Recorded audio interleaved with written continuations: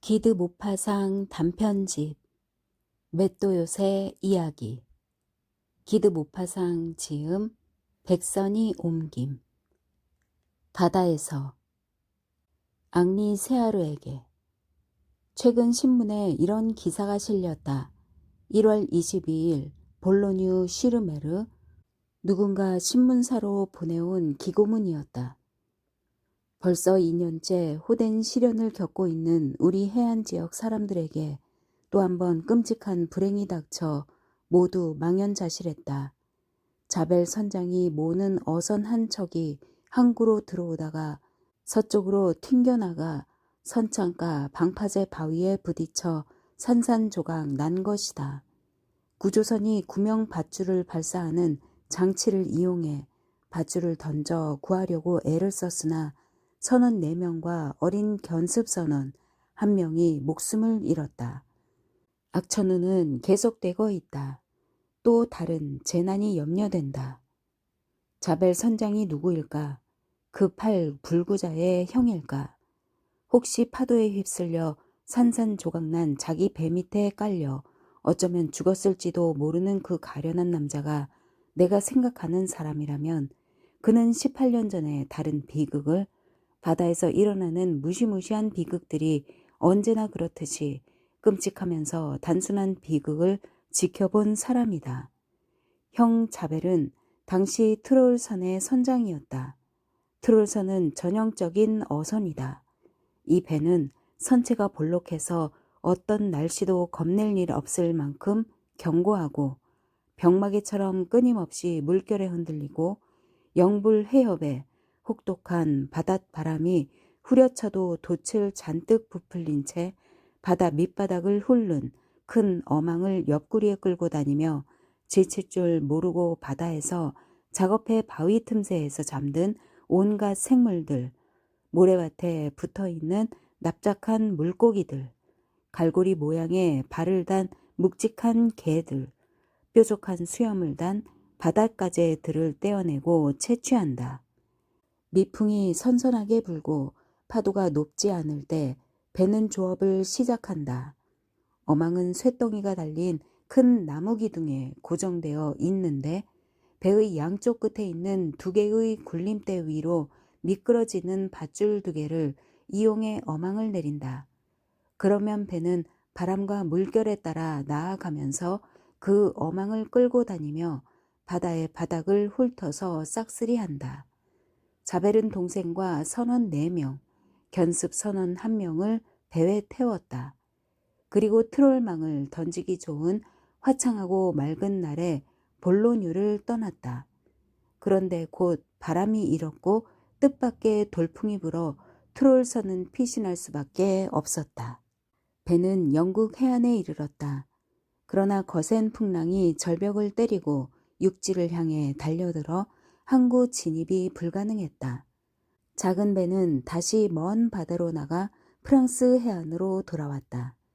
폭풍우가 물거품과 소음과 위험으로 대피소 주변을 에워싸 여전히 부두에 접안할 수가 없었다. 트롤선은 다시 떠났다. 물폭탄에 얻어맞고 요동치며 흔들리고 흥건히 젖은 채, 그렇지만 두 이웃나라 사이에서 어느 쪽에도 접안하지 못한 채 때로는 대여섯 동안이나 떠돌게 만드는 그 악천후에 길이 들어 있었기에 씩씩하게 파도를 올라타고 나아갔다. 그러다 배가 바다 한가운데 있을 때 마침내 폭풍이 가라앉았다. 아직 파도는 거칠었지만 선장은 트롤망을 던지라고 명령했다. 따라서 큰 조업 장비가 배전 너머로 내려졌고 두 선원은 앞쪽에, 두 선원은 뒤쪽에 서서 굴림대 위로 밧줄을 풀기 시작했다. 갑자기 어망이 바닥에 닿았다. 그런데 높은 파도에 배가 갸우뚱거리자 앞쪽에서 어망 내리는 걸 지휘하던 동생 자벨이 비틀거렸고 배의 흔들림으로 일순간 느슨해진 밧줄과 나무 굴림대 사이에 그의 팔 하나가 끼었다. 그가 다른 손으로 밧줄을 들어 올리려고 절망적으로 애썼지만 이미 트롤망이 끌리고 있어서 팽팽해진 밧줄은 옴짝달싹하지 않았다. 그는 고통에 몸을 비틀며 도움을 청했다. 모두가 달려왔다. 그의 형도 키를 놓고 달려왔다. 모두가 밧줄에 달려들어 밧줄이 으깨고 있는 팔을 빼내려고 애썼다. 소용없었다. 잘라야 돼요. 한 선원이 말했다. 그러곤 주머니에서 커다란 칼을 꺼냈고 그걸로 2번만 내리치면 동생 자벨의 팔을 구할 수 있을 터였다. 그런데 밧줄을 자른다는 건 트롤망을 포기하는 것이고 트롤망은 돈을 1,500프랑이라는 막대한 돈을 의미했다. 게다가 그건 형 자벨의 소유였고 그는 자기 재산에 대한 집착이 강했다. 형이 괴로운 마음에 외쳤다. 안 돼. 자르지 마. 기다려. 내가 바람 부는 쪽으로 뱃머리를 돌려볼 테니. 그리고 그는 키를 잡으러 달려갔고 키를 바람 부는 방향으로 끝까지 돌렸다. 배는 어망 때문에 추진력이 먹히지 않아 말을 듣지 않았고 바람과 편류의 힘에 떠밀렸다. 동생 자벨은 이빨을 악문 채 초점 잃은 눈으로 무릎을 꿇고 쓰러졌다. 그는 아무 말도 하지 않았다. 선원이 칼로 밧줄을 자를까봐 여전히 겁이 난 형이 돌아왔다. 기다려, 기다려. 자르지 마. 닻을 내려야 해. 사슬이 모두 풀리고 닻이 내려졌고 트롤망의 밧줄을 느슨하게 풀기 위해 권양기가 돌아가기 시작했다. 마침내 밧줄이 느슨해져서 선원들은 피투성이 소매 아래 축 늘어진 팔을 빼낼 수 있었다. 동생 자벨은 바보가 된 것 같았다. 그의 상의를 벗기자 참혹한 모습이 드러났다. 짓이겨진 살덩이에서 피가 콸콸 쏟아졌다. 마치 펌프로 뿜어내는 것 같았다. 그러자 자기 팔을 쳐다보던 사내가 중얼거렸다. 글렀어. 출혈로 가판 위에 피 웅덩이가 생기자 한 선원이 외쳤다. 저러다 피를 다 비우고 말겠어. 혈관을 묶어야 해. 선원들은 끈을, 타르가 칠해진 굵은 갈색 끈을 가져와 상처 부위 위쪽을 묶었고 있는 힘껏 조였다. 솟구치던 피가 차츰 잦아들더니 마침내 완전히 멎었다. 동생 자벨이 일어서자 팔이 축 늘어졌다. 그는 다른 쪽 팔로 그 팔을 붙들고 들어 올리더니 돌리고 흔들어 보았다. 모든 게 끊어지고 뼈도 부러졌다. 근육만이 그 신체의 일부를 지탱하고 있었다. 그는 침울한 눈으로 그걸 바라보며 생각에 잠겼다. 잠시 후 그는 접힌 돛 위에 앉았고 동료들은 썩는 걸 막기 위해 상처를 적시라고 그에게 조언했다. 그의 곁에 양동이 하나가 놓였고 그는 쉬지 않고 잔으로 깨끗한 물을 떠서 끔찍한 상처에 조금씩 부어 적셨다. 밑에 내려가 있는 게 나을 거야. 형이 말했다. 그는 내려갔다. 그러나 혼자 있는 게 기분이 좋지 않아서 1시간 만에 다시 가판으로 올라왔다. 게다가 바깥 공기가 더 좋았다. 그는 다시 돛 위에 앉아서 자기 팔을 물로 축였다. 조업은 좋았다.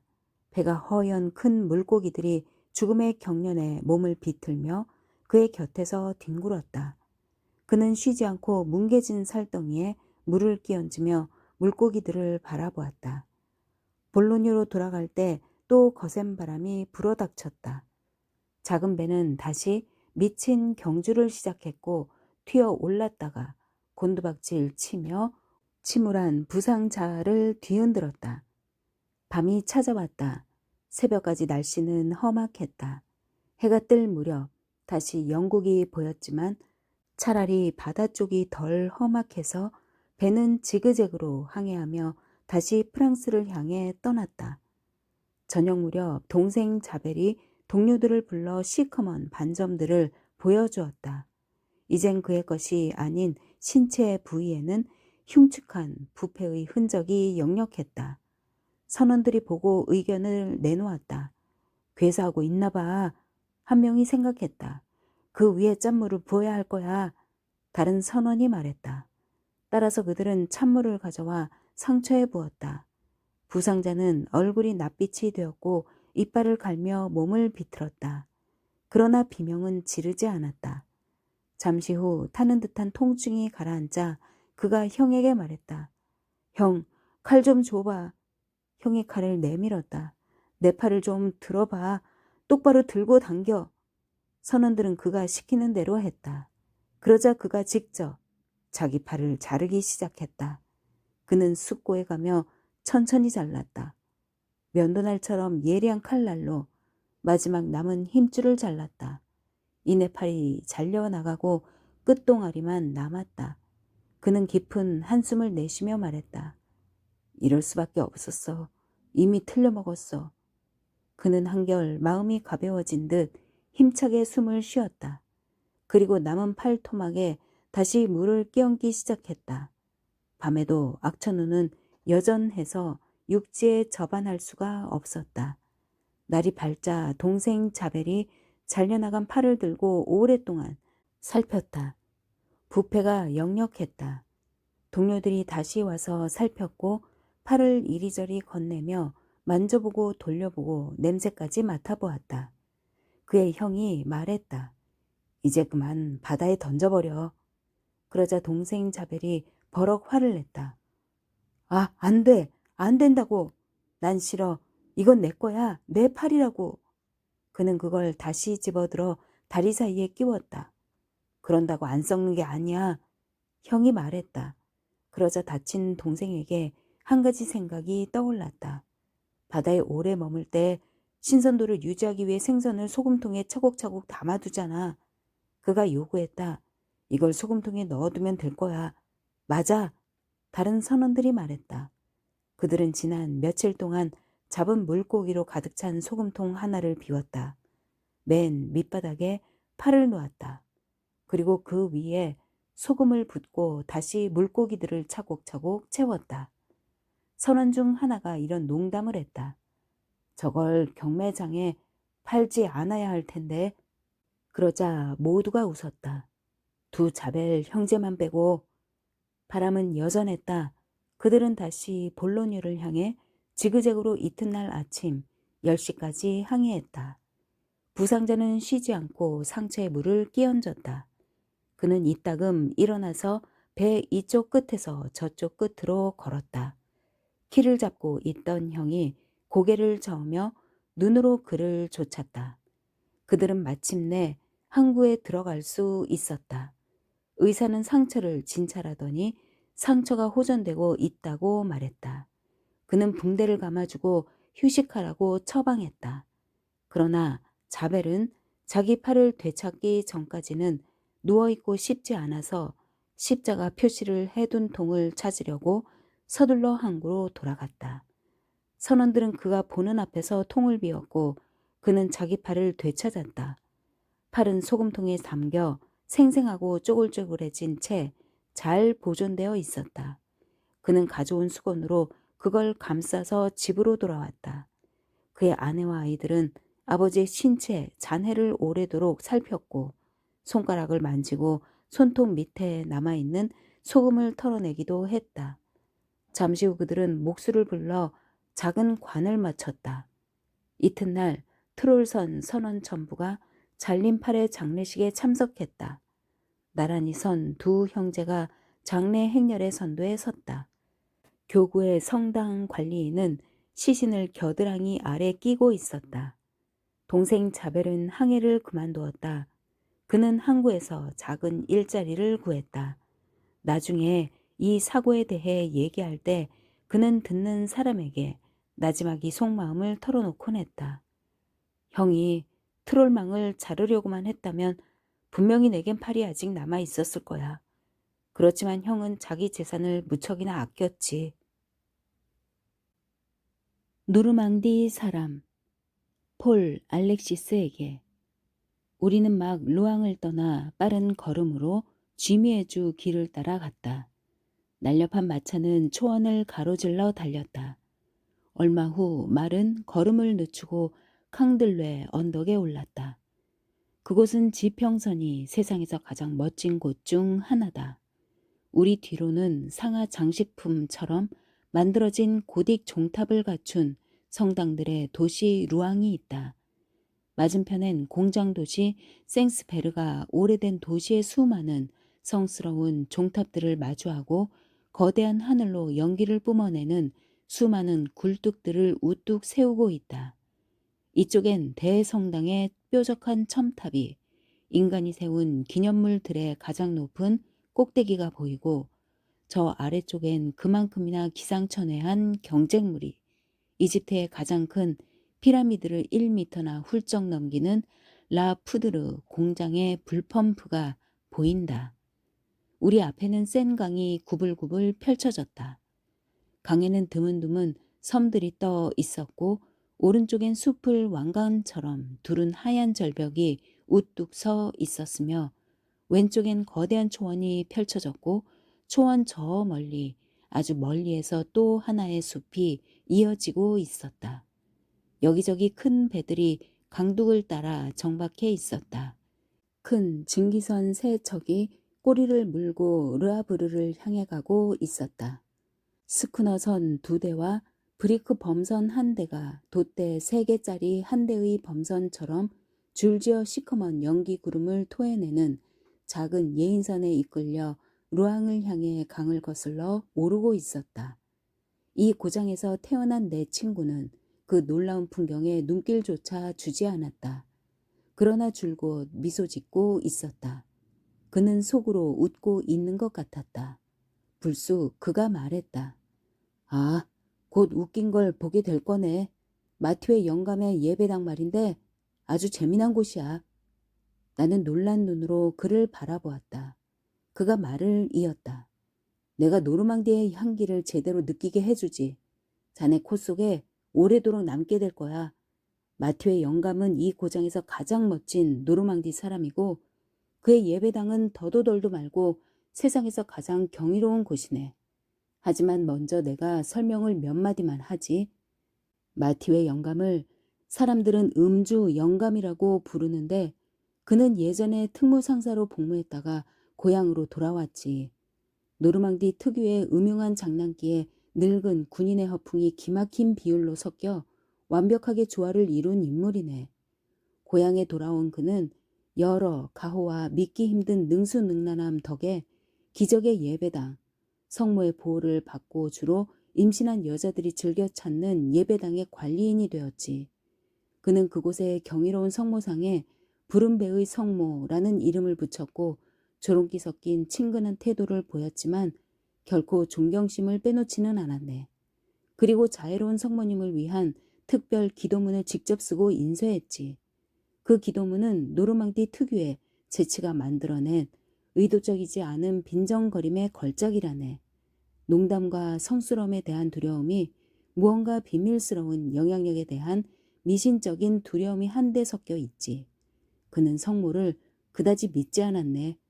그러면서도 조심하느라 조금은 믿었고, 예의 때문에 성모를 배려했지. 그 놀라운 기도문은 이렇게 시작되네. 우리의 자애로운 성모 마리아님, 이 고장과 온 지구의 어머니가 될 여자들의 마땅한 여주인이시여, 망각의 순간에 유혹에 넘어간 당신의 여시종을 보호하소서. 이 청원은 이렇게 끝나지. 무엇보다 당신의 성스러운 남편 곁에서 저를 잊지 마시고 하나님 아버지께 말씀드려 당신의 남편을 닮은 좋은 남편을 제게 허락해 주십시오. 그 고장의 성직자가 금지한 이 기도문은 마티웨 영감의 외투 아래 숨겨져 팔려나갔고, 경건한 마음으로 그걸 암송하는 여자들에게 효험 있는 것으로 통했네. 요컨대 그는 무시무시한 대공의 온갖 내밀한 비밀들을 들어주는 몸종이 주인에 대해 얘기하듯이 성모에 대해 얘기한다네. 성모에 관해 재미난 이야기들을 숱하게 알아서 친구들끼리 술을 마신 뒤 나지막한 소리로 그 얘기들을 하지. 자네도 직접 보게 될 거야. 여주인께서 주는 보수가 충분치 않았는지 그는 주 성모상에 곁들여 성자들을 파는 작은 장사를 벌였지. 그는 모든 성자들을, 아니 거의 모든 성자들을 갖고 있네. 예배당에는 자리가 없어서 그 성자들을 장장 넣는 광에 넣어두고 찾는 신자가 있을 때마다 그곳에서 꺼내주지. 괴상망측하게 우스운 그 목상들은 그가 직접 만들었는데, 그의 집에 도료를 칠하던 해의 모조리 초록색으로 칠했네. 성자들이 병을 낫게 한다는 건 자네도 알잖나. 그러나 성자마다 전문 분야가 있으니 혼동도 오류도 범하지 말아야 하지. 성자들도 뜨내기 배우들처럼 서로 질투하니까. 노파들은 오류를 범하지 않으려고 마티웨를 찾아온다네. 귓병에는 어떤 성자가 최고요? 오심 성자도 좋고 팡필 성자도 나쁘지 않지요. 이뿐만이 아니야. 마티웨는 시간만 나면 술을 마셨네. 그러나 확신에 찬 예술가로서 마셨고 그래서 매일 저녁 꼬박꼬박 취했지. 그는 취했지만 자신이 취한 걸 알았네. 취한 걸 알기에 매일 취한 정도를 정확하게 기록했네. 그것이 그의 주된 관심사였네. 예배당은 그 다음이었지. 그래서 그는 만들어냈네. 귀 기울이고 잘 들어보게나. 취기 측정기를 만들어냈단 말이네. 기구는 존재하지 않지만 마티웨의 관찰은 수학자의 관찰만큼이나 정확했지. 그가 끊임없이 이렇게 말하는 소리를 들을 수 있을 거네. 월요일 이후로 나는 45를 넘겼어.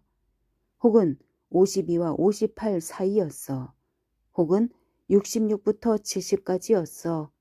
혹은 빌어먹을 50인 줄 알았는데 75였잖아. 그는 틀리는 법이 없네.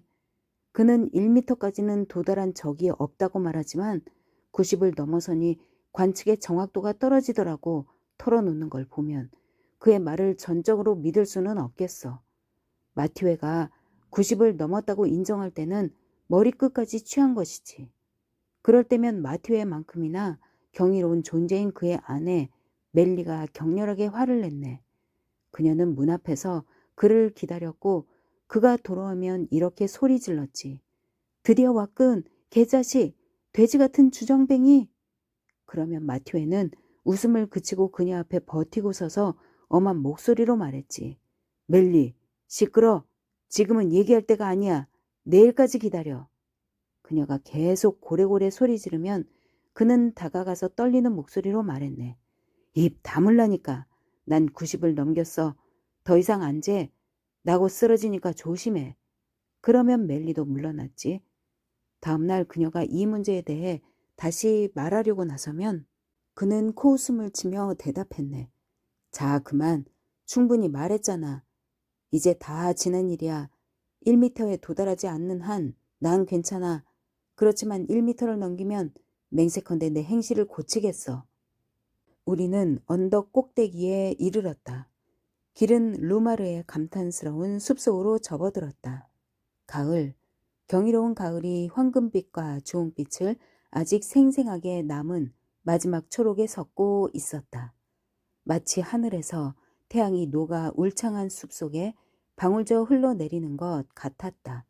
우리는 뒤클레르를 가로질렀고 내 친구는 쥐미에주로 계속 가는 대신 왼쪽으로 꺾어 지름길을 따라 잠목림 속으로 들어갔다. 곧 큰 언덕 꼭대기에서 우리는 다시 생강의 멋진 하구와 발밑으로 구불구불 흘러가는 강을 다시 보았다.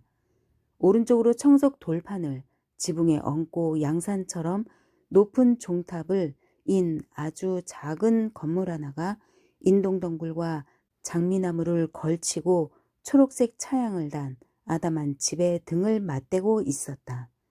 굵직한 목소리가 외쳤다. 친구들이 왔어.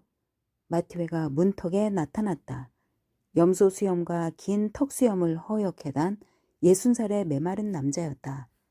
내 친구는 그와 악수를 하고 나를 소개했다. 마티웨는 거실로도 쓰이는 서늘한 부엌으로 우리를 들여보냈다. 그가 말했다. 나한텐 고급 응접실이 없어요. 여기선 음식에서 멀어질 일이 없으니 얼마나 좋습니까? 보시다시피 냄비들도 친구가 되어주잖소? 그러더니 그는 내 친구를 향해 몸을 돌리며 말했다. 왜 하필이면 목요일에 오나? 목요일은 나의 여주인님의 상담일이라는 걸 잘 알잖나. 나는 이날 오후에는 밖으로 못 나가네. 그러곤 문 쪽으로 달려가더니 소울음 같은 끔찍한 소리를 질렀다. 멜리! 그 소리에 저 멀리에서 강을 내려가거나 올라오는 배에 탄 선원들마저 고개를 들었을 것이다. 멜리는 아무 대답이 없었다.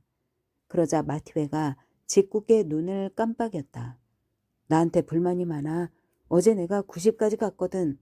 내 친구가 웃음을 터뜨렸다. 90이라니 마티웨, 어찌 된 건가? 마티웨가 대답했다. 얘기해주지. 작년에는 살구며 사과를 20 라지에르밖에 못 얻었네. 그것밖에 안 되더라고. 그런데 능금주를 만들려는데 그것밖에 없는 거야. 그래서 그걸로 큰 술통으로 한 통을 만들었는데 어제 그 술통을 땄지. 맛이 기가 막히더라고. 한번 맛보고 어떤지 말해주게. 어제 여기 폴리트가 왔었네. 우리는 한 잔 마시고 또 마셨지. 성이 차지는 않았어. 그러자면 아침까지 마셔야 했을 거야. 그런데 한 잔씩 마시다 보니 뱃속이 차가워지는 느낌이었지. 그래서 내가 폴리트에게 말했네. 몸을 좀 데우게 꼬냑 한 잔 하자고. 그가 동의했지. 그런데 꼬냑은 말이지 몸속에 불을 지피잖나? 그래서 다시 능금주로 돌아와야 했지. 그런데 그렇게 냉기에서 열기로, 열기에서 냉기로 오가다 보니 내가 90에 도달했다는 걸 깨닫게 되었네. 폴리트는 거의 1미터에 도달했지. 그때 문이 열렸다. 멜리가 나타나더니 우리가 인사를 채 건네기도 전에 말했다. 돼지 같은 영감탱이 둘 다 1미터를 넘겼어. 그러자 마티웨가 버럭 화를 냈다. 그런 말 마, 멜리. 그러지 말라고. 난 한 번도 1미터까지 가본 적이 없어. 우리는 웅대한 풍경을 마주하고 부른 배의 성모 예배당 옆 문 앞에 두 그루 보리수 아래에서 만난 점심을 먹었다. 마티웨는 우리에게 뜻밖의 천진함이 섞인 익사를 보이며 믿기 힘든 기적 이야기를 들려주었다. 우리는 톡 쏘고 달콤하며 시원하고 취기 도는 그가 어떤 술보다 좋아하는 사랑스러운 능금주를 실컷 마셨다. 그리고 의자에 걸터 앉아 파이프 담배를 피웠다. 그때 노파 2명이 나타났다. 두 여자는 늙고 깡마르고 구부정했다. 그들은 인사를 하더니 블랑 성자를 요구했다. 마티웨는 우리를 향해 눈을 찡긋하며 대답했다. 드리지요. 그러곤 장작 창고 안으로 사라졌다. 5분은 좋게 지났을까? 그가 아연한 얼굴로 돌아왔다. 두 팔을 들며 말했다. 그게 어디 있는지 모르겠어요. 찾을 수가 없네요. 분명히 있었는데. 그러더니 두 손을 확성기처럼 모아 소 울음소리 같은 소리를 내질렀다. 멜리! 마당 안쪽에서 그의 아내가 대답했다. 무슨 일이에요? 블랑 성자 어디 있어? 장작 창고에서 못 찾겠어. 그러자 멜리가 이런 해명을 내놓았다. 지난주에 당신이 토끼장 구멍을 막는데 쓴 것 아냐? 마티웨가 화들짝 놀라며 말했다. 제기랄, 그럴지도 모르겠네. 그가 여자들에게 말했다. 날 따라오세요. 여자들은 따라갔다. 웃음을 참느라 안간힘을 쓰며 우리도 따라갔다. 실제로 블랑 성자는 평범한 막대기처럼 땅에 꽂혀 진흙과 쓰레기를 뒤집어 쓴 채 토끼장의 모서리 말뚝으로 쓰이고 있었다. 여자들은 그걸 보자마자 무릎을 꿇고 성호를 긋더니 기도를 읊조리기 시작했다. 그런데 마티웨가 달려갔다. 잠깐만요. 진창에 앉으셨네요. 짚을 한 단 갖다 드리지요. 그는 집단을 가져와서 그걸로 기도대를 만들어 주었다. 그러곤 진흙투성이에 그의 성자를 물끄러미 바라보더니 아마도 자기 장사의 신용이 떨어질까 겁이 났던지 이렇게 덧붙였다.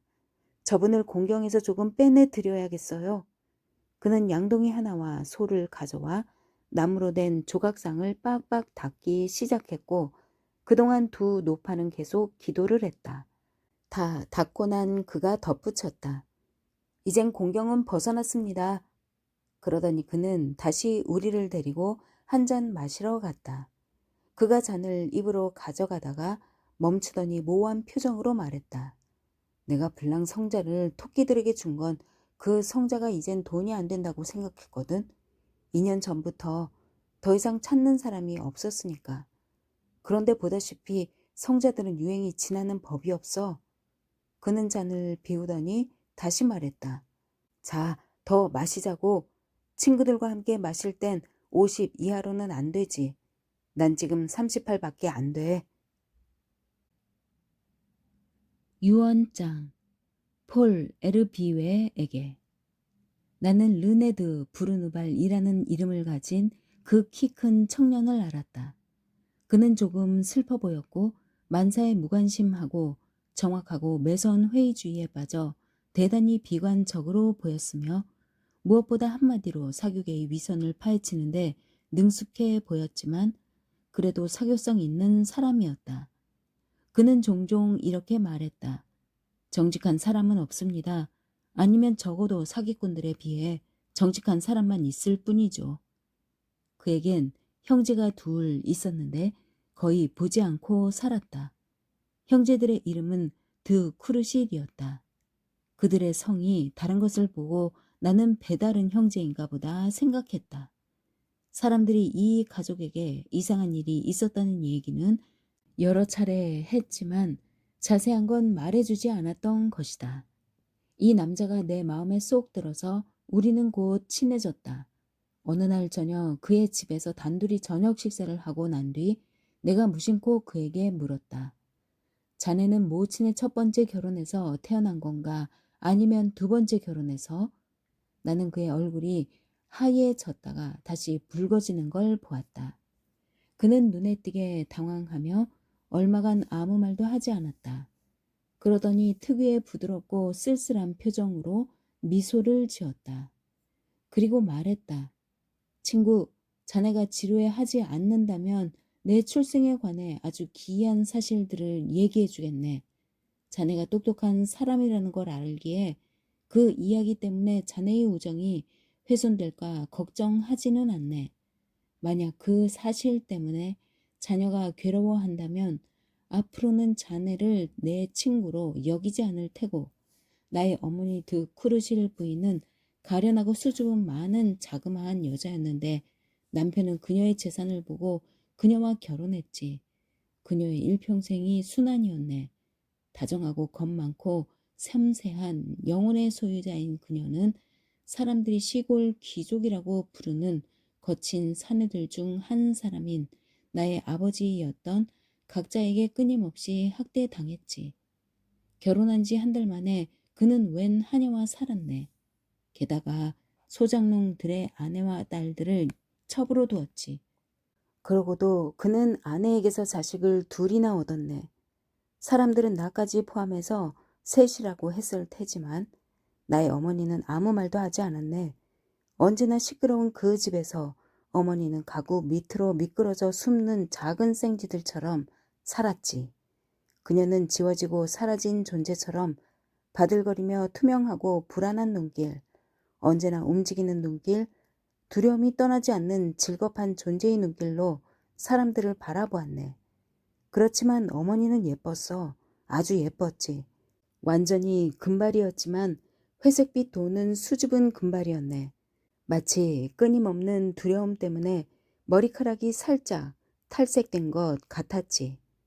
줄기차게 성으로 찾아오는 드 크루실 씨의 친구들 중에는 예전에 기병대 장교였던 호라비가 한 사람 있었네. 모두가 무서워하고 다정하면서도 난폭하며 누구보다 단호한 결단을 내릴 수 있는 드 브루누발 씨였지. 지금 내가 달고 있는 이름이네. 그는 키 크고 마른 건장한 남자였고 시커먼 코수염을 달고 있었네. 나는 그를 많이 닮았어. 그는 책도 좀 읽었고 전혀 자기 계층의 남자들처럼 생각하지 않았네. 그의 증조모는 장 자크 루소의 친구였으며 들리는 말로는 그가 조상의 루소의 관계에서 무언가를 물려받았을 거라고 하더군. 그는 사회계약설이며 시넬로이즈를 그리고 우리의 오래된 풍습들, 선입견들, 낡아빠진 법들, 바보 같은 도덕의 전복을 곧 닥칠 전복을 멀리서 준비해온 그 모든 철학책들을 달달 외웠다네. 그는 나의 어머니를 사랑했고 어머니도 그를 사랑했던 모양이네. 그 관계는 너무도 은밀해서 아무도 알아차리지 못했지. 버림받고 슬픈 가련한 여자는 절망적으로 그에게 집착을 했고 그의 사고방식을 자유로운 감정에 대한 이론들, 구속받지 않는 사랑에 대한 대담한 생각들을 모두 자기 것으로 삼았겠지. 그러나 겁이 많아서 한 번도 크게 소리내어 말하지 못했고 그 모든 건 억눌리고 응축되고 다져진 채 결코 열리는 법 없는 그녀의 마음속에 묻혔지. 나의 두 형은 아버지처럼 어머니에게 냉혹했네. 어머니를 집안에서 아무것도 아닌 존재로 보는 아버지의 방식에 길이 들어 그들도 어머니를 조금도 다정하게 대하지 않고 하녀 대하듯 했지. 세 아들 가운데 어머니를 정말 사랑한 건 나 혼자뿐이었고 어머니도 나를 사랑했네. 어머니는 돌아가셨네. 내 나이 18살 때지. 이어서 일어날 일을 자네에게 이해시키려면 어머니의 남편에겐 법률 고문이 딸려 있었고 재산 분할이 어머니에게 유리하게 언도되어 있었다는 사실을 덧붙여야겠네. 어머니는 법이라는 수단과 공증인의 총명한 헌신 덕에 당신 마음대로 유증할 권리를 갖고 있었지. 따라서 우리는 그 공증인에게 유언장이 있다는 사실을 들었고 유언장 낭독에 참석하도록 초대받았네. 나는 그 장면을 어제 일처럼 기억하고 있네. 그것은 죽은 어머니의 사후 반항이, 그 자유의 외침이 생애 내내 우리의 관습에 짓눌린 순교자가 무덤 속에서 내지른 주장이 초래한 장엄하고 극적이며 익살스럽고 놀라운 장면이었지. 순교자는 닫힌 관 속에서 독립을 향한 절망적인 부르짖음을 내질렀던 거야. 스스로 나의 아버지라고 믿고 있던 자, 백정을 생각나게 하는 혈색 붉고 뚱뚱한 남자와 20살과 22살의 건장한 청년들인 내 형들은 의자에 앉아 조용히 기다리고 있었네. 출두하도록 부름받은 드 브르누발 씨가 들어와서 내 뒤에 자리 잡았지. 그는 꽉 끼는 외투 차림에 창백한 얼굴로 희끗한 콧수염을 이따금 씹어댔네.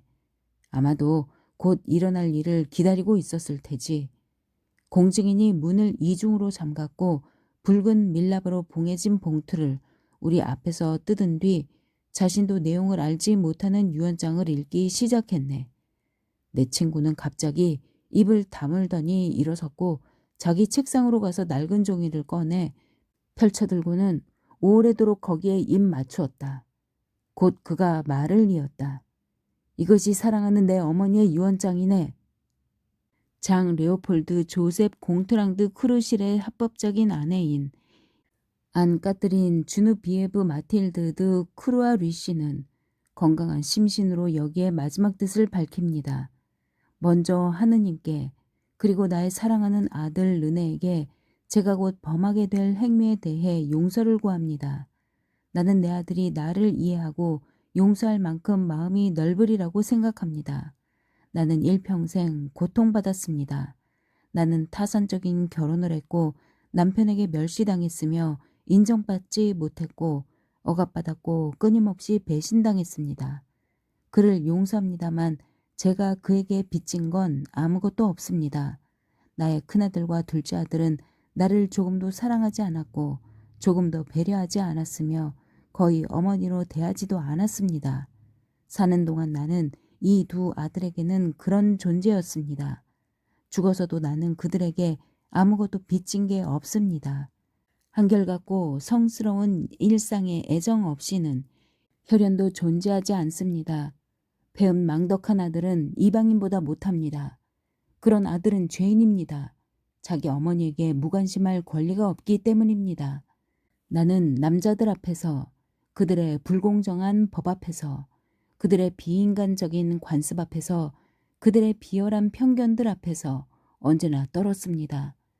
하느님 앞에서는 더 이상 두렵지 않습니다. 죽고 나서야 나는 수치스러운 위선을 내던집니다.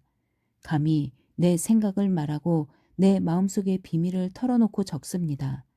그러므로 나는 나의 재산 전부를 내가 사랑하는 연인인 피에르 제르메 시몽드 브르누발에게 위탁해 훗날 이 재산이 사랑하는 우리의 아들 르네에게 귀속되기를 바랍니다. 더구나 이 의지는 공증된 문서에 아주 확실한 양식으로 작성되어 있었네. 제 말을 들어주실 최고의 판관 앞에서 저는 제 연인의 깊고 헌신적이며 다정하고 흔들림 없는 애정을 만나지 못했더라면 그의 품속에서 조물주가 존재들을 서로 사랑하고 의지하고 위로하고 고통의 시간에 함께 울도록 만들었다는 사실을 깨닫지 못했더라면 하늘과 삶을 저주했으리라고 단언합니다. 나의 큰 아들과 둘째 아들의 아버지는 드 크루실 씨입니다. 르네만이 드 브르누발 씨에게서 난 자식입니다. 저는 인간들과 그들의 운명을 주관하시는 주님께서 이 아버지와 아들이 사회의 편견들을 뛰어넘게 해 주시고 그들이 죽을 때까지 서로 사랑하게 해 주시길, 그리고 관 속에 든 나를 여전히 사랑해 주길 기도합니다. 이것이 나의 마지막 생각이고 마지막 바람입니다. 마틸드 드 크루아 루이스. 드 크루실 씨는 일어나 있었네. 그가 외쳤지. 이건 미친 여자 유언장이야. 그러자 드 부르누발 씨가 한 발짝 나서더니 힘있는 목소리, 단호한 목소리로 단언했네. 나 시몽 드 부르누발은 이 문서가 엄밀한 진실만 담고 있음을 단언합니다. 제가 가지고 있는 편지들로 기꺼이 그걸 입증하겠습니다. 그러자 드 크루실 씨가 그를 향해 걸어갔네. 나는 두 사람이 멱살 잡고 싸우려는 줄 알았지. 둘 다 키가 크지만 한쪽은 뚱뚱하고 또 한쪽은 마른 두 남자는 부들부들 떨며 서 있었네. 내 어머니의 남편이 더듬거리며 말했지. 꼴사나운 인간이군.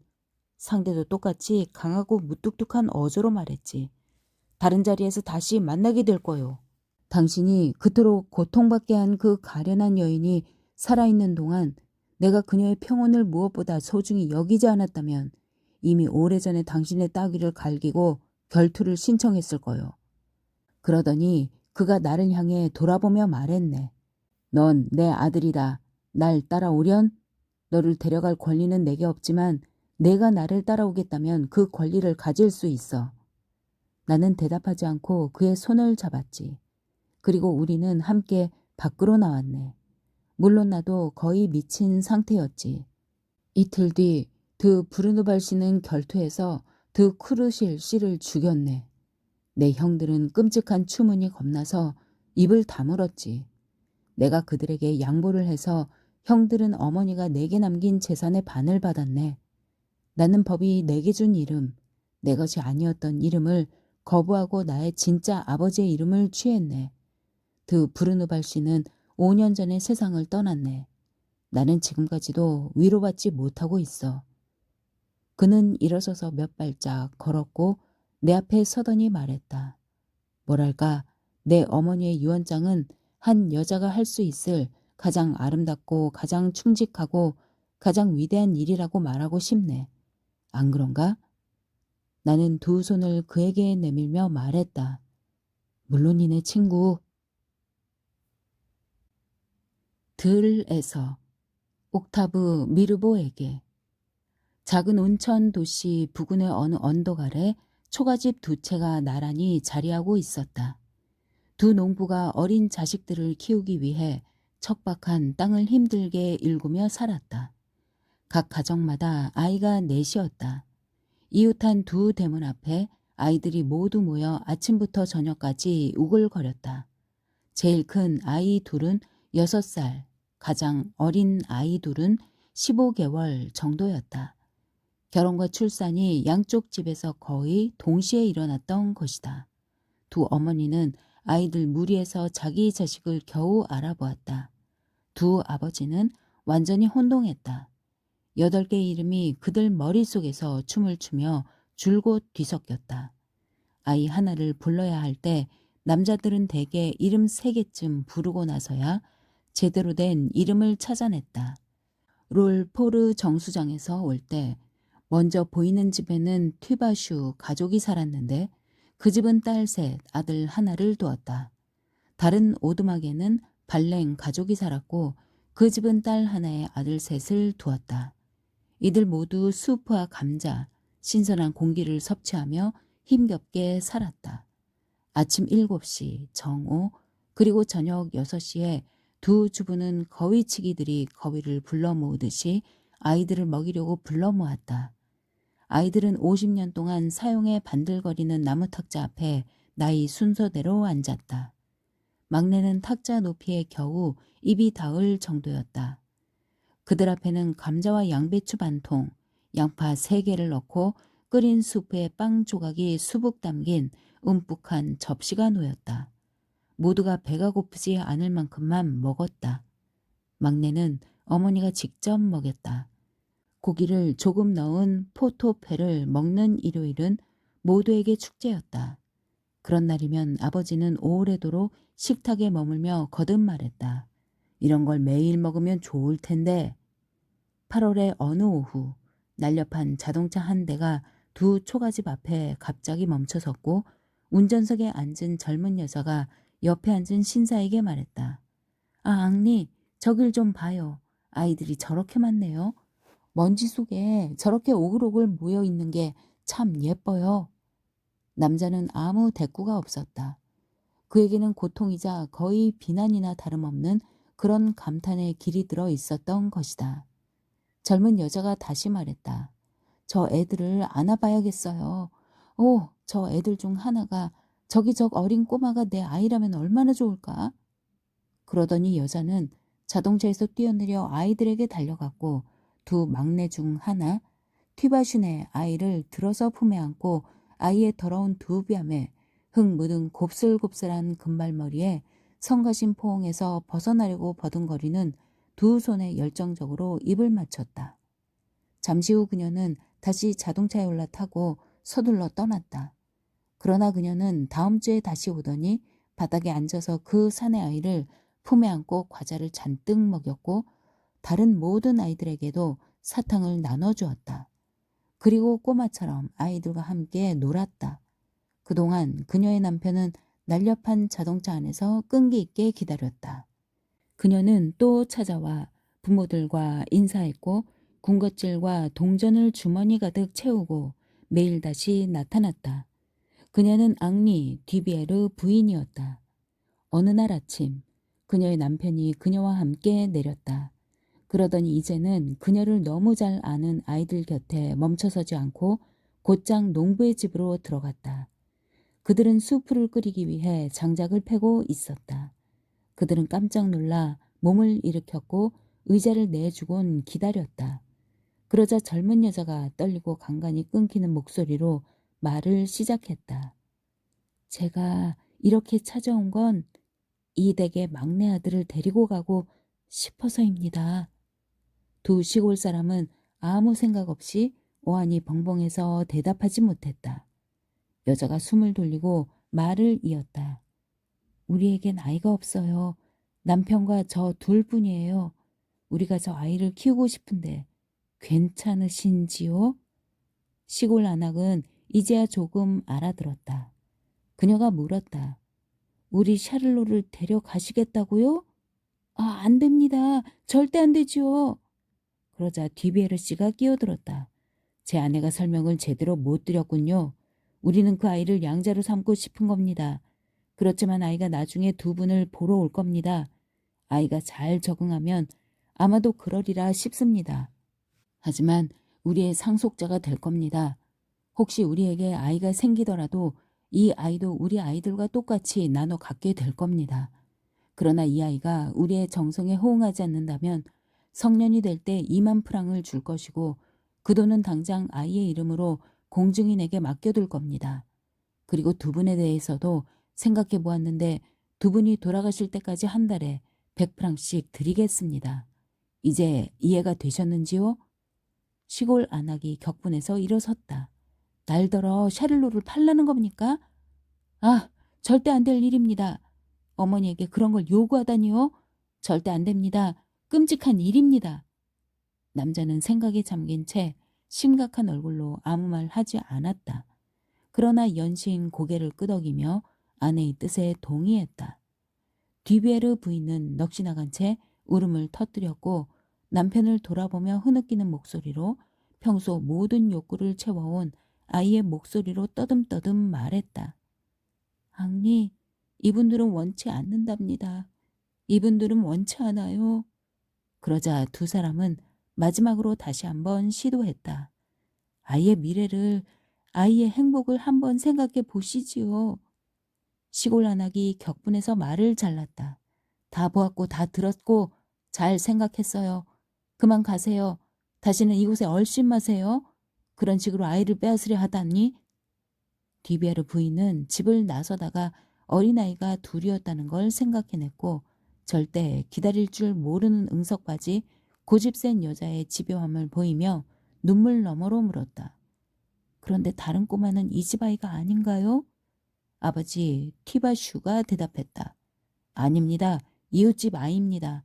원하시면 그리 가보세요. 그러곤 그는 집으로 들어갔고 안에서는 여자의 성난 목소리가 들려왔다. 발랭 부부는 식탁에 앉아 둘 사이에 놓인 접시에서 칼로 버터를 조금 찍어 아껴서 빵 조각에 발라 느릿느릿 먹고 있었다. 디비에르 씨가 제안을 다시 시작했는데 훨씬 더 애두르고 교묘하고 신중하게 말했다. 시골 부부는 거절의 표시로 고개를 저었다. 그러나 한 달에 100프랑씩 받게 될 거라는 사실을 알게 되자 서로를 바라보았고 서로가 마음이 흔들린 걸 눈으로 확인했다. 두 사람은 망설이고 고심하며 오래도록 침묵을 지켰다. 마침내 여자가 물었다. 어떻게 생각해요? 남자가 거만한 어조로 말했다. 무시할 제안이 아닌 것 같네. 그러자 불안에 떨고 있던 디비에르 부인이 아이의 장래에 대해, 아이의 행복에 대해, 그가 나중에 그들에게 줄 수 있을 그 모든 돈에 대해 말했다. 농부가 물었다. 그 1200프랑 연금은 공증인을 앞세워 약속하는 거요? 디비에르 씨가 대답했다. 물론이죠. 내일 당장. 농부 한학이 곰곰이 생각하다가 말했다. 한 달에 100프랑은 아이를 데려가는 금액으로 충분치 않아요. 저 아이는 몇 년 뒤면 일을 할 텐데 120프랑은 줘야 해요. 초조해서 안달이 난 디베르 부인이 즉각 그러겠다고 말했다. 그리고 아이를 바로 데려가고 싶어서 남편이 증서를 작성하는 동안 선물로 100프랑을 주었다. 면장과 이웃사람 한 명이 즉각 불려와서 호의적으로 증인을 서주었다. 젊은 여자는 환한 얼굴로 가게에서 사고 싶었던 물건을 사가듯이 울부짖는 아이를 데려갔다. 티바슈 부부는 문턱에서 아이가 떠나는 걸 말없이 심각한 표정으로 바라보았다. 어쩌면 거절한 걸 후회하는지 몰랐다. 어린 장 발랭의 소식은 그 후로 듣지 못했다. 부모는 매달 공증인에게 가서 120프랑을 받아왔다. 그들은 이웃과 사이가 나빠졌다. 티바슈 부인이 이 집 저 집을 다니며 자식을 파는 건 인륜을 저버린 수치스러운 짓이며 끔찍하고 더럽고 썩어빠진 짓거리라고 끊임없이 떠들어대며 그들을 비난했기 때문이다. 그리고 종종 그녀는 보란듯이 샤를로를 품에 안고 아이가 알아듣기라도 하는 것처럼 소리쳤다. 난 너를 안 팔았다, 내 새끼. 난 널 안 팔았어. 난 내 자식들을 팔지 않아. 난 부자는 아니지만 자식들을 팔진 않아. 몇 해가 흐르고 다시 몇 해가 흐르는 동안 매일 그런 식이었다. 들으라는 듯 거친 말들이 이웃집 안으로 들어가도록 문 앞에서 내뱉어졌다. 결국 티바슈 어머니는 샤를로를 팔지 않았으므로 자신이 온 동네에서 우월하다고 믿게 되었다. 그녀에 대해 얘기할 때 사람들은 이렇게 말했다. 솔깃한 제안이었는데 어쨌든 훌륭한 어머니로 행동했지요. 사람들은 그녀의 이름을 자주 입에 올렸다. 끊임없이 사람들이 반복하는 소리를 듣고 자라 18살이 된 샤를로는 부모가 그를 팔지 않았으니 스스로도 친구들보다 우월하다고 생각했다. 발렌 가족은 연금 덕에 넉넉하게 살았다. 여전히 가난한 티바슈 가족에 가라앉지 않는 분노는 바로 거기서 비롯되었다. 발렌 가족의 맏아들은 군 복무를 하러 떠났다. 둘째 아들은 죽었다. 샤를로만 홀로 남아 늙은 아버지와 함께 어머니와 두 여동생을 먹여 살리기 위해 고생했다. 그가 21살이 되던 해 어느 아침 번쩍이는 자동차 한 대가 두 초가집 앞에 멈춰섰다. 금줄 손목시계를 찬 웬 젊은 신사가 내리더니 백발의 노부인에게 손을 내밀었다. 노부인이 말했다. 거기야 아들아, 두 번째 집이야. 그는 자기 집처럼 발렌 가족의 오두막으로 들어갔다. 늙은 어머니는 앞치마를 빨고 있었고 몸이 불편한 아버지는 아궁이 근처에서 졸고 있었다. 두 사람이 고개를 들자 청년이 말했다. 아빠, 안녕하세요? 엄마 안녕하세요? 두 사람은 놀라서 몸을 일으켰다. 안학은 충격에 비누를 물속에 빠뜨리고 더듬거리며 말했다. 너냐? 내 아들아?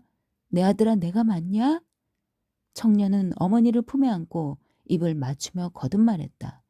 안녕하세요 엄마.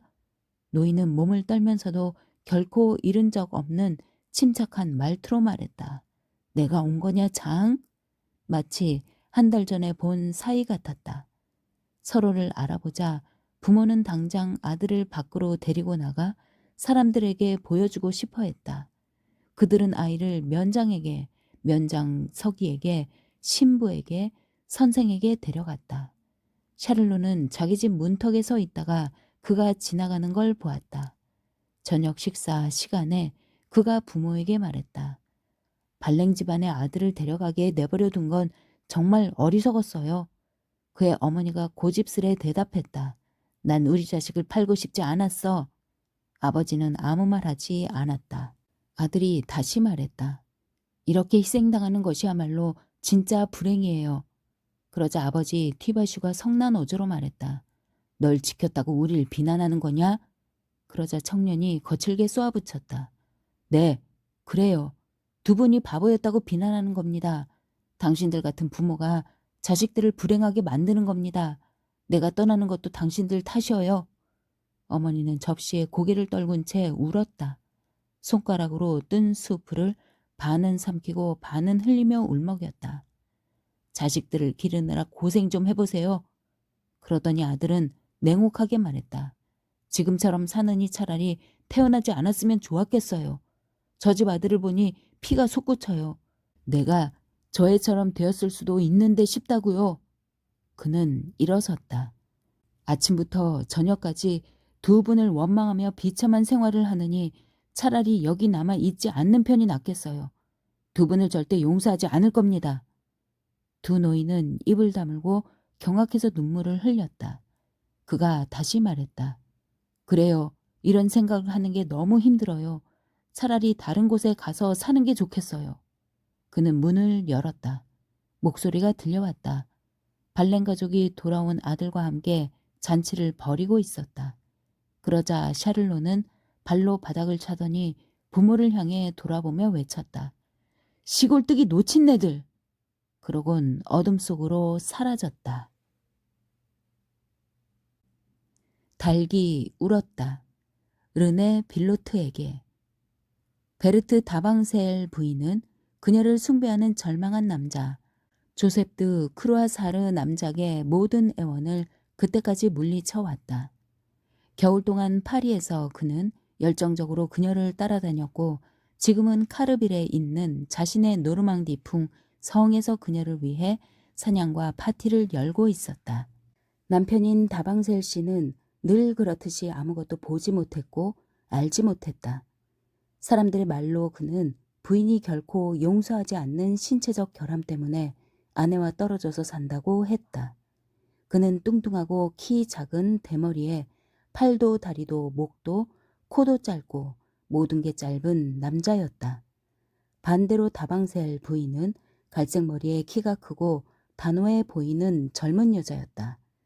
그녀는 사람들 앞에서 그녀를 포포트 부인이라고 부르는 애인 앞에서 소리내어 코웃음을 웃었고 그녀에게 빠진 조셉 드 크루아사르 남작의 황금색 긴 콧수염과 넓은 어깨와 튼튼한 목덜미를 다정하고 상냥한 표정으로 바라보았다.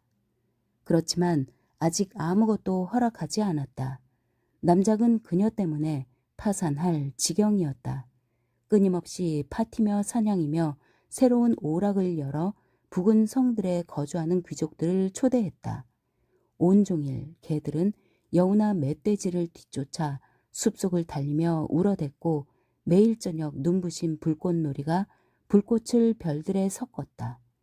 그러는 동안 살롱에 불 켜진 창문들은 드넓은 풀밭에 긴 빗줄기를 드리웠고 그 위로 그림자가 일렁였다. 울긋불긋한 계절, 가을이 왔다. 나뭇잎들이 새처럼 잔디 위를 날았다. 대기엔 축축한 흙냄새, 옷을 벗은 흙냄새가 감돌았다. 마치 무도회가 끝난 뒤 여자의 드레스가 벗겨질 때 벗은 살 냄새가 감도는 것처럼. 지난 봄 어느 날 저녁 어느 파티에서 다방셀 부인은 집요하게 간청하는 드 크루아사르 씨에게 이렇게 대답했었다. 행여내가 넘어가더라도 나뭇잎이 떨어지기 전엔 아닐 겁니다. 이번 여름엔 할 일이 너무 많아서 그럴 시간이 없어요. 그는 이 웃음 띤 대담한 말을 기억하고 있었다. 그래서 매일 더 집요하게 간청했고 매일 더 공약을 진척시켜서 이 대담한 미녀의 마음에 한 발짝 가까이 다가가서 이제 그녀는 겉으로만 버티고 있는 것처럼 보였다. 곧 큰 사냥이 있을 예정이었다. 전날 베르트 부인은 웃으며 남작에게 이렇게 말했다. 남장님이 짐승을 죽인다면 제가 드릴 게 있을 겁니다. 그는 늙은 멧돼지가 어디 숨었는지 알아두기 위해 새벽부터 일어났다. 조마사들을 데리고 교대 견들을 배치하고 자기의 승리를 대비해 모든 걸 직접 준비했다. 뿔피리가 시작을 알렸을 때 그는 상체를 풍성하게 부풀리고 허리를 꼭 쬐는 빨간색과 황금색의 사냥복 차림에 눈을 반짝이며 마치 막 침대에서 나온 것처럼 상쾌하고 힘찬 모습으로 나타났다. 사냥꾼들이 떠났다. 수풀에서 내몰린 멧돼지가 달아났고 개들이 울부짖으며 덤불 너머로 쫓아갔다. 말들은 말을 탄 남녀를 태우고 숲속 좁은 오솔길로 질주했다. 부드럽게 다져진 길 위로 멀리서 사냥을 따르는 마차들이 소리 없이 달렸다. 다방셀 부인은 짓궂게 남작을 곁에 잡아두고 네 줄로 늘어선 참나무들이 구부린 가지로 궁룡을 들이운 끝없이 곧고 긴 대로에서 느릿느릿 꾸물거렸다. 남작은 사랑과 불안에 몸을 떨며 한쪽 귀로는 젊은 여자의 짓궂은 수다를 듣고 다른 귀로는 뿔나팔 소리와 멀어지는 개들의 울음소리를 쫓았다. 이젠 저를 사랑하지 않으십니까? 그녀가 말했다. 그가 대답했다. 어떻게 그런 말을 하십니까? 그녀가 말을 이었다. 저보다 사냥에 더 정신이 팔리신 것 같아서요. 그가 탄식했다. 그대가 날더러 짐승을 쓰러뜨리라는 명령을 내리지 않았소?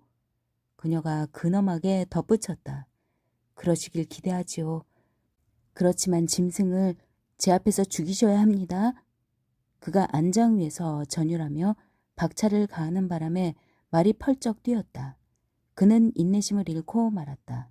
이런 부인, 우리가 여기서 이러고 있으면 그럴 수가 없어요. 그녀는 말하면서 다정하게 그의 팔에 손을 얹거나 혹은 무심한 듯 그가 탄 말의 갈기를 쓰다듬었다. 그녀가 웃으며 덧붙였다. 그래야만 해요. 그렇지 않으면 할 수 없죠. 얼마 후 두 사람은 오른쪽으로 꺾어 하늘이 가려진 작은 길로 접어들었다.